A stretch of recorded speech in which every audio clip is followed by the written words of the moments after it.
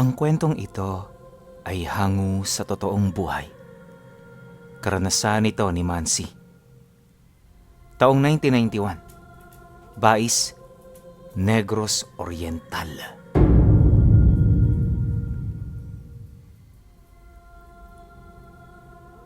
Noong mga panahong ito, nakatira sa bayan ng Toledo sa Cebu ang pamilya ni Mansi. May kaya ang kanilang pamilya, kaya mula noong bata pa siya, di man lang niya naranasang maghikahos sa buhay. At dahil sa dalawa lang sila, kung kaya't lahat ng luho maaga pa nilang naranasan. Ayon sa kanya, literal na buhay hari sila roon. Siya at ang kapatid niya ay merong kanya-kanyang katulong na gumagawa ng halos lahat ng trabahong dapat sa kanila. Dagdag pa niya na, kapag uuwi sila galing eskwela, literal na kakain at magpapahinga na lang silang dalawa. Sa ganoong estado lang umikot ang buhay nila, kaya naman halos wala na silang hilingin pa. Pero ilang buwan ang lumipas pagpasok ng taong ito, may natanggap na sulat ang kanilang ama galing sa lugar ng Bais. Kamag-anak nila ang nagpadala nito at ayon sa mga ito, pinapapunta sila roon ng kapatid ng tatay niya dahil masyado nang malubha ang dinadala nitong karamdaman. Humihingi rin yun ng konting tulong para sa pampagamot at iba pang mga gastusin. Kaya naman nang marinig ito ng tatay niya, agad sila nitong inabisuhan na tutungo sila roon para tumulong. Dagdag pa nito na sasama silang lahat para makilala na rin sila ng mga kadugo nila. Isasama rin nila ang kanilang mga katulong nang sa gayoy merong mag-asikaso sa kanila. Ilang araw bago sila umalis, kinuusap sila ng masinsinan ng kanilang padre de pamilya. Makinig kayo, lalong-lalo ka na, Mansi. Pagdating doon, ayokong gumawa kayo ng mga kalokohan. Sumunod kayo sa kung anong sasabihin sa inyo at igalang nyo mga kadugo ninyo. Huwag kayong maging hambog. Matuto kayo magpakumbaba sa kanila kahit mas mataas ang inyong estado sa buhay. Alalahanin ninyo, sa ganoong buhay din tayo nagsimula. Kapag naroon na tayo, wala kayong maririnig sa akin, pero lahat ng gagawin nyo, ibabalik ko sa inyo yon pagka-uwi natin. Seryosong wika sa kanila ng tatay nila. Nang marinig naman nila ito, tahimik lang naman silang sumang-ayon. Hindi na rin sila sumagot dahil alam nila na seryoso ito sa mga bagay na sinabi nito. Ilang minuto pa ang lumipas, nagsimula na silang magligpit ng gamit. Sa kasagsagan nito, nagpatuloy ang pagsasalita ng tatay nila upang malaman nila ang kasalukuyang sitwasyon sa lugar na pupuntahan nila. Mariin din itong inilahad, hindi katulad sa bayan ang mga tao roon, kaya magdoble ingat sila sa kanilang mga biro at kilos. Dagdag pa nito na wala ring kuryente sa lugar, kaya asahan na nilang mahihirapan sila roong makibagay. Pagkarinig naman ni Mansi sa sinabi nito, medyo nagdalawang isip na siya. Sa kanila kasi ng kapatid niya, siya yung parang hindi mabubuhay ng walang kuryente. Bukod kasi sa pawisin siya, di rin siya makatulog kapag gano'n ang sitwasyon. Ang kaso lang, nang marinig ito ng kanyang ama, hindi ito pumayag. Kaya naman pagkaraan ng ilang araw, wala na rin siyang nagawa kundi ang sumama. Kinabukasan, umalis na ang pamilya nila. Isang buong araw din silang naglakbay noon bago nila marating ang lugar ng Bais. Pagdating nila sa pantalan, inabot pa sila ng 1.5 oras para marating ang baryo kung saan nagmula ang kanyang ama. At nung makita na nila ito, bumungad sa kanila ang simple at payak na pamumuhay. Habang binabagtas ang daan papalapit, paulit-ulit naman silang pinaalalahanan ng kanilang ama ukol sa kanilang mga napag-usapan. Mansi, Bong, huwag niyong kakalimutan ang mga habiling ko sa inyo ha. Hindi ito kagaya ng ating lugar. na lahat ng gusto niyong gawin magagawa ninyo. Basta, sumunod lang kayo sa mga sasabihin ko at wala tayong pag-uusapan. Maliwanag ba? Oo, tay. Sagot naman niya. Ilang minuto pa ang lumipas. Narating na nga nila ang bahay ng kanilang mga kadugo.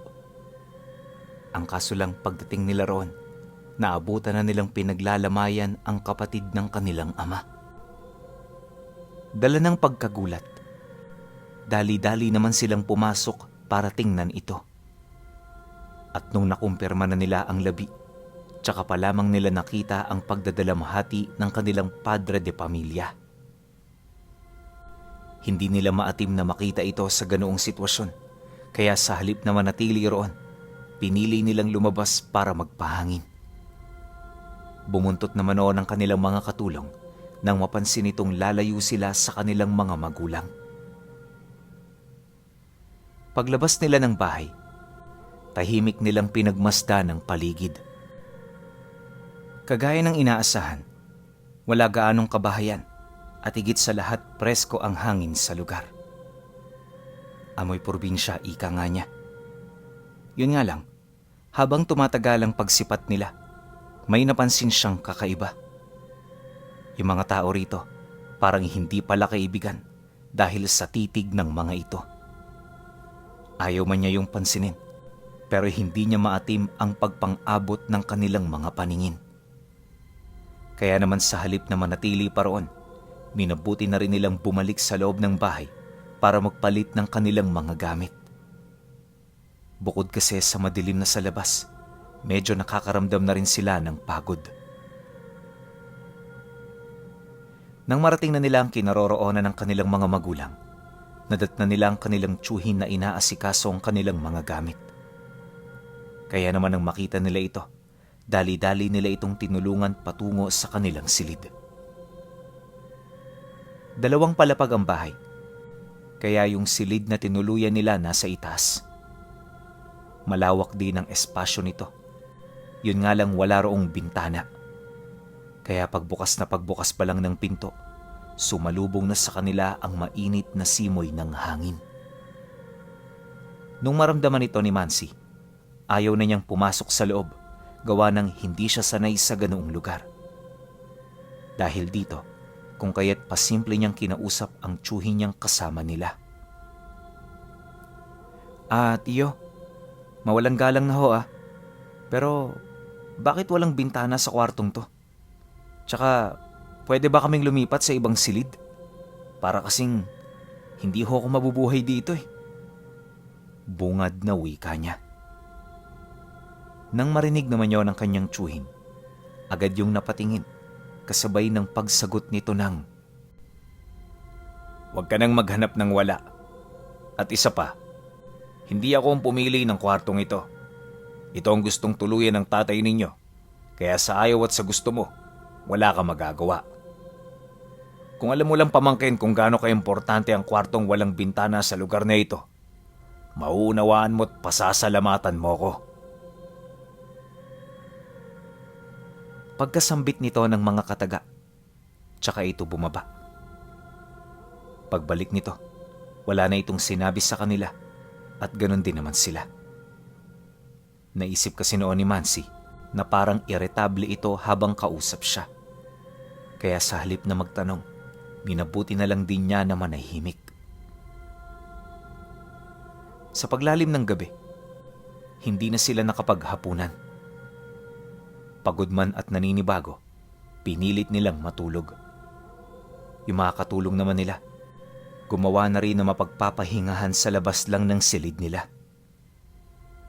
Medyo maliwalas at mas komportable pa nga roon pinuno, gawa ng may malaki roong bintana na nilalabasan at pinapasukan ng malamig na simoy ng hangin.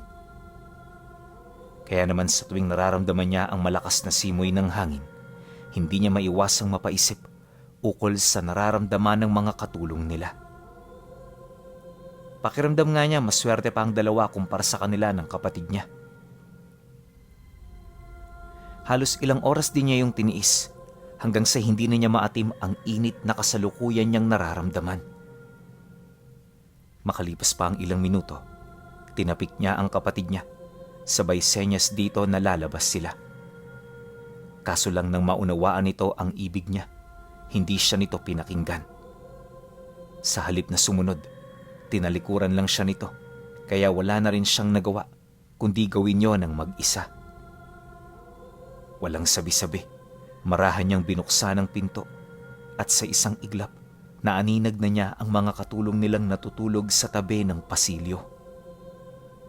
Di kalayuan dito, may nakita siyang gaserang nagbibigay liwanag sa paligid. Maya-maya pa, nang akmang lalabas na siya, bahagya na naman siyang natigilan matapos niyang masilayan ang dalawang nilalang na gumagapang papalapit sa mga katulong nila. Hindi niya yun basta-bastang naaaninag dahil bukod sa napakaitim ng mga ito, parang kaisa rin yun ng kadiliman. Maya-maya pa, kinilabutan na rin siya matapos niyang masipat ang mga nanlilisik at mapupula nitong mga mata. Umaangil na rin ang mga ito at habang papalapit, mas lalo pa nitong binibilisan ang kanilang paggapang. Kalaunan, nang ilang metro na lamang ang distansya nito sa kanya, kitang-kita niya ang paghaba ng dila nito kasabay ng mabilis nitong pagpasok sa bibig ng mga katulong nila. Halos 2 dangkalang pumapasok sa kanilang mga lalamunan. Pero ang nakapagtataka, hindi sila nagising. Ilang minuto pa ang lumipas. Biglang napasilay sa kanya ang mga nilalang, dahilan upang umatungal ang mga ito at akmang susunggab sa kanya. Kaya nang makita niya ito, di siya nagdalawang isip na isarado ang pinto. Paglagay niya ng trangka, dali-dali siyang lumapit sa kapatid niya habang bakas sa kanyang muka ang matinding takot. At sa sobrang pagkaalarma niya, hindi siya nagdalawang isip na gisingin ito. Paggising naman ng kanyang kapatid, tsaka pa lamang niya naramdaman ng bigla ang pagkawala ng presensya ng mga nilalang. "Ano ba yun, kuya? Natutulog yung tao eh. Huwag kang ang storbo." Galit na wika ng kapatid niya, paggising na paggising nito. Pero nang mapansin nito ang takot sa kanyang muka, biglang nawala ang pagrereklamo nito. At sa halip na magalit pa, bigla itong napatanong sa kanya kung ano ang nangyari. Kaya naman nang marinig niya yon, hindi siya nagdalawang isip na ilahad ang kanyang mga pinagdaanan. Dala ng kuryosidad, magkasama silang sumilip sa labas. Ang kaso lang, pagdungaw nila rito, wala silang ibang nakita kundi ang mga katulong nilang payapang nagpapahinga. Nang masipat naman yon ng kapatid niya, walang kaabog-abog nitong tinawag ang dalawa. At nang marinig nito ang tinig ng kapatid niya, di ito nagdalawang isip na gumising. Nga pala pinuno, babae ang mga katulong nila, kaya naman madali lang nila itong nakakausap. Paglayo ng mga ito, dali-dali itong lumapit habang mahinahong nagtatanong ukol sa kanilang kailangan. Ngunit nang marinig yun ni Mansi, hindi niya ito gaanong pinansin hanggang sa magkaroon na siya ng pagkakataon na makapagtanong. Aling Bibi, wala ba kayong napansin dito kanina? Kumusta ho ang lagay ninyo? Meron ba kayong napapansing kakaiba? Nang marinig naman ito ng mga katulong nila, umiling-iling lang naman yon, indikasyon na hindi nito nauunawaan ang ibig niyang iparating. Kaya naman nang mapagtanto niya ito, di siya nagdalawang isip na ilahad ang kanyang mga nasilayan. Nang maipagtapat niya na yun sa dalawa, bakas sa mukha nito ang pagtataka at labis na pagkabahala. Alam din niyang hindi ito naniniwala, kaya dito na siya nagdesisyong ipatawag ang kanyang mga magulang. Pagkarinig naman ng dalawa sa kanyang utos, dali-dali yung bumaba.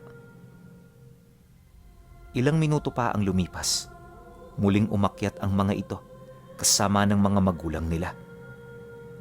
Pagpasok nito sa loob ng kanilang silid, agad naman sila nitong kinausap ng masinsinan. Sa tono ng pananalita ng tatay niya, parang duda ito sa mga sinabi niya. Kaya para makumpirma, makailang beses pa siya nitong tinanong ukol dito. Inabisuhan din siya nito na baka namamalikmata lang siya o di naman kaya'y nananaginip ng gising. Ngunit nang marinig niya ang mga paratang nito, mariin niya yung tinutulan. Anya, alam niya kung ano ang kanyang nakikita, kaya hindi siya pwedeng magkamali. Mariin din niyang inilahad, nakita niya mismo ito, kaya hindi kayang magsinungaling ng tatay niya sa kanya. Dahil sa kanyang sinabi, agad naman itong pinatawag ang mga kadugo nila. Pagbaba ng kanilang mga katulong, kinausap siya nito ng masinsinan ukol sa gulong nililikha niya. Siguraduhin mo lang na totoo yung mga sinasabi mo. Dahil kung hindi, may paglalagyan ka. Walang puwang ang mga kasinungalingan ngayon, anak. Dahil alam mo naman na nasa panahon tayo ng pagdadalamhati. Wika nito sa kanya. Oo, tay. Maniwala ho kayo. Hindi ako magsisinungaling sa inyo. Sagot naman niya. Nang marinig nito ang kanyang sinabi, tsaka pa lamang dumating ang tiyuhin nilang kasama nilang naghatid ng mga gamit. Pagsilay nito sa kanya, dali-dali naman itong pumasok kasama ng mga katulong nila. Nang maisarado na nito ang pinto, doon pa lamang sila nagkausap ng masinsinan. At nang marinig naman ito ang kanyang mga sinabi, hindi ito nagdalawang isip na tingnan ng bibig ng kanilang mga katulong.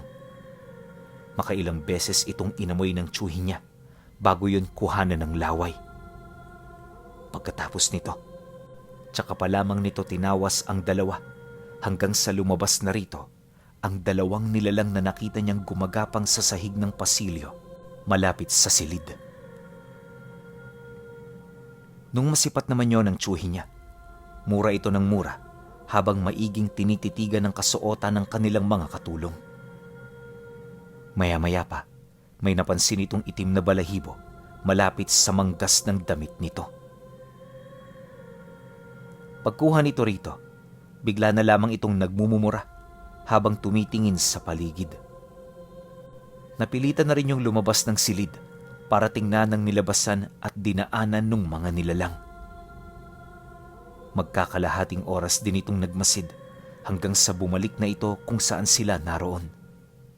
At kagaya ng sinabi niya, pinatotohanan ng tiyuhin niya ang mga nilalang na kanyang nakita. Dagdag pa nito, delikado ang sitwasyon ng mga katulong nila dahil bukod sa mga marka, nalagyan din ng mga ito ng tanim sa mga tiyan nila.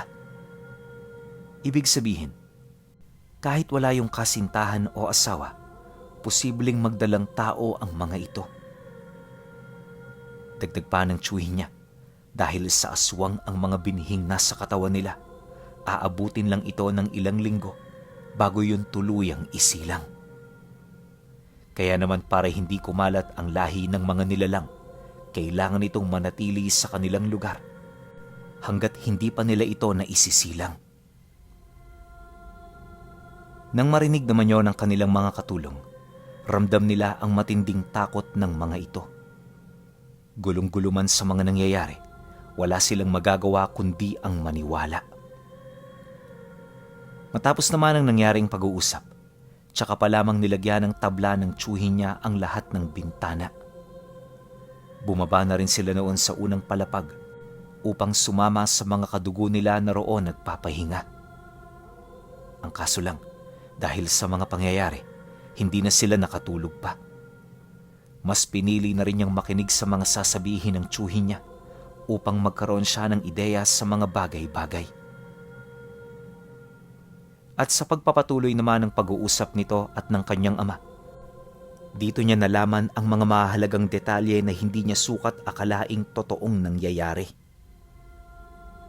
Ayon sa tiyuhin niya, bago pa man sila makarating, kinausap na nito ang mga kadugo nilang may ganoong dugo. Inaasahan nilang hindi nito sasalakayin ng kanilang mga bisita kung kaya't naging kampante sila. Ang kaso lang, di nila napaghandaan noon ang tungkol sa mga taong pupunta na hindi nila kadugo. Inamin din ito na naalala niya ang tungkol dito Pero dahil sa dami ng kanyang ginagawa, hindi niya na yon napagtuunan ng atensyon. Mariin din itong inilahad na isang malaking pagkakamali ang ginawa niyang yon. Pagtatapat pa nito, masyado siyang nagpakakampante kaya nangyari ang mga bagay na hindi nila inaasahan. Gayunpaman sa kabila nito, wala na silang magagawa. Kaya sa halip na manisi, mas mainam na gumawa na lamang sila ng paraan kung papaano ito masusolusyonan. Matapos naman itong makapagsalita, agad naman niyang bumalik sa lugar kung saan nakaratay ang kapatid ng tatay niya. Hindi na niya nakita pa ang mga susunod na nangyari, gawa ng maging siya man, aminadong natatakot ng lumabas. Pagsapit ng sumunod na araw, maaga pa silang tinipon ng kanilang mga kadugo. Yung dalawa nilang katulong, hindi na muna pinatabi sa kanila dahil ayon sa tsuhi niya, anumang oras pwede na itong magdeliryo. Kinakailangan nila itong mailayo upang hindi yon makapanakit. Dagdag pa nito na, ilang linggo rin nila yung hindi makikita kaya masanay na sila na kumilos para sa kanilang sarili. Nang marinig naman nila Mansi ang sinabi nito, minabuti na lamang nilang manahimik. Inakala rin niya na hanggang doon na lamang ang kanilang mararanasan pero nagkamali siya. Dahil kinahapunan noong araw na yon, may dumating na hindi inaasahang bisita sa kanilang tinutuluyan. At ayon sa tsuhi niya, yon ang kadugo nung nilalang na sumalakay sa kanila. Marahil hindi niya pa yun napapansin, pero nakasisiguro ito na hindi yun nagkakamali ng hinala. Dala ng kuryosidad, kahit natatakot itong si Mansi, pasimple siyang sumunod sa tatay niya. Pagdating niya sa labas kung saan yun nag-uusap, bumungad sa kanya ang dalawang matandang babae at isang binatilyong halos kaedad lang nila. Yun nga lang, napakadungis ng itsura nito, tapos parang napakabaho. Bukod kasi sa nanggigitata nitong damit, nangingitim na rin ang mga ngipin nito. Napakaputla rin ng binatilyo, tapos yung dalawang matandang babae, parang balat na lang ang nagtatago sa buto. Mula rin sa malayo, kapansin-pansin ang amoy nito, kaya naman di siya naglakas loob na lumapit. Nakadistansya noon si Mansi, gawa ng yung dalawang matanda, napakapanghi. At hindi lang basta mapanghi, gawa ng kakaiba talaga ang amoy nito. Pero yung mga tsuhi niya, parang sanay na sa amoy ng matanda. Bukod kasi sa malapit lang yon, kapansin-pansin na nakakapagsalita pa ito ng diretso sa kabila ng mga amoy na yon. Ilang minuto rin yung nakipag-usap bago yun umalis ng tuluyan. Akala niya, tapos na. Pero makalipas lang ang ilang minuto, bumalik ang binatilyo kasama ang babaeng nasa edad 40 anyos na. At kagaya nito, napakadungis din ang itsura nito. Hindi man sa namimintas pero ayon sa kanya, para itong baktol na naglalakad. Basta, kapag nakasalubong mo yon sa daan, literal na iiwas ka kahit di yon kailangan. Pagpasok nito sa loob ng bahay, dali-dali nitong pinuntahan ang silid ng kanilang mga katulong. Pagtangka naman nilang pumasok dito, mismong ang tsuhi na niya ang pumigil sa kanila. Pasensya ka naman, Oy, pero hindi tayo pwedeng pumasok. Ayaw ng mga yan na may nagmamasid sa kanila, kaya maghintay na lang tayo rito. Wika nito sa kanya. Pagkatapos naman itong magsalita, dahan-dahan itong isinarado ang pinto. Ilang segundo lang ang lumipas, dito na nila narinig ang sigaw ng kanilang mga katulong. Siyempre bilang amo, alalang-alala sila sa mga nangyayari rito. Kaya kahit wala silang nakikita, maigi nilang pinakiramdaman ang sigaw ng mga katulong nila. Maya-maya pa, dito na nila narinig ang mga kalabog hanggang sa tuluyan na ring lumabas yung babae kasama nung binatilyo.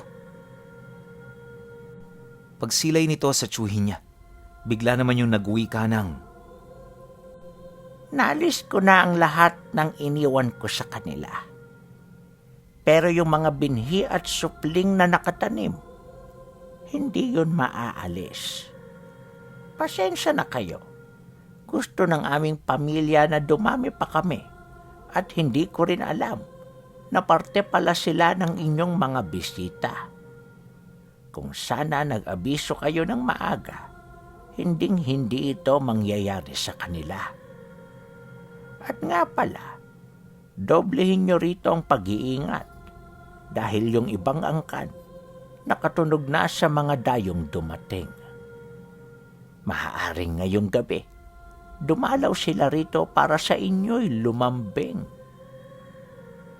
Manoy Gatong, kilala mo kung sino ang tinutukoy ko.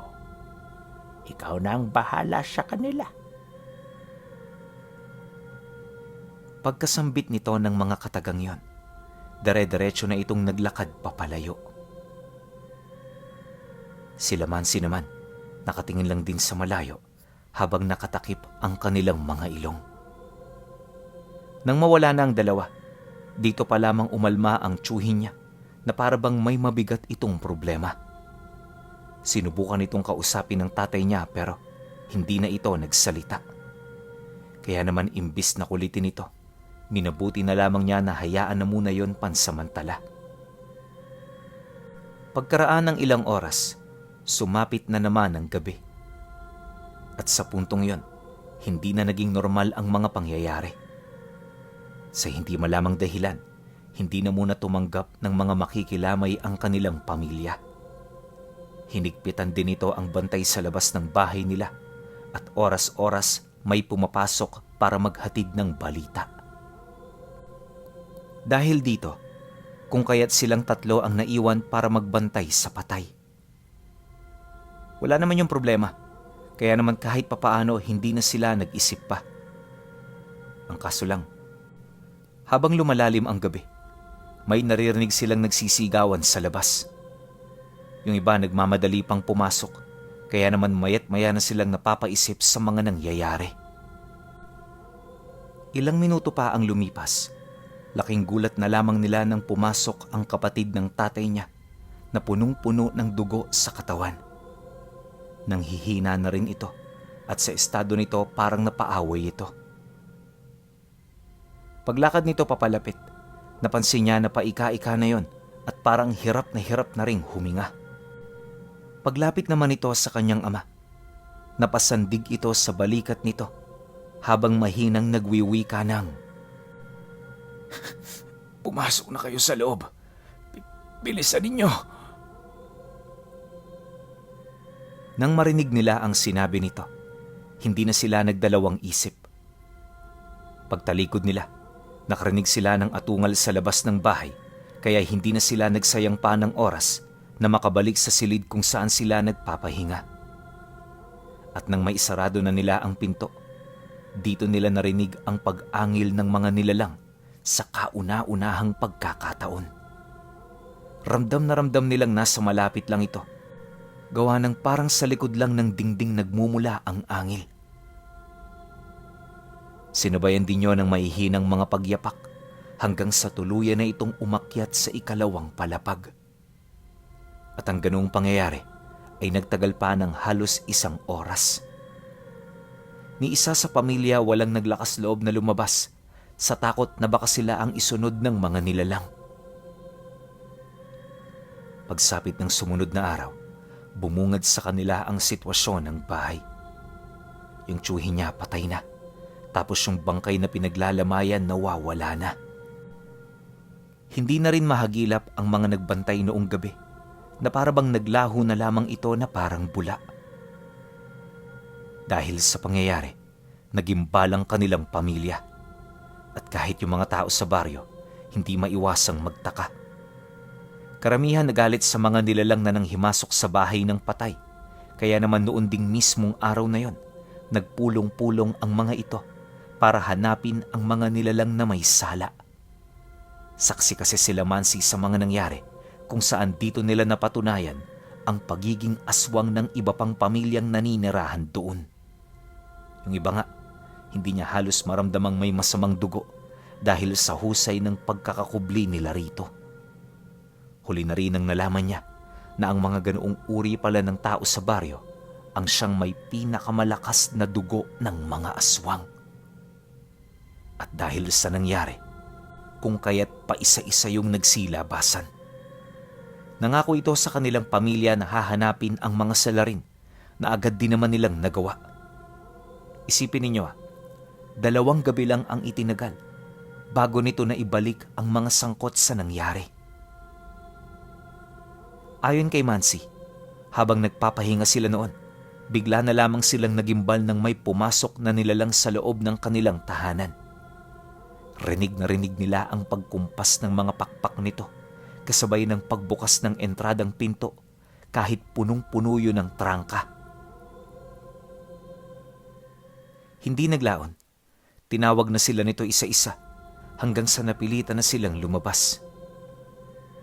At nang marating nila ang sentro ng baryo, bumungad sa kanila ang mga nilalang na nakabitay na ang mga balikat.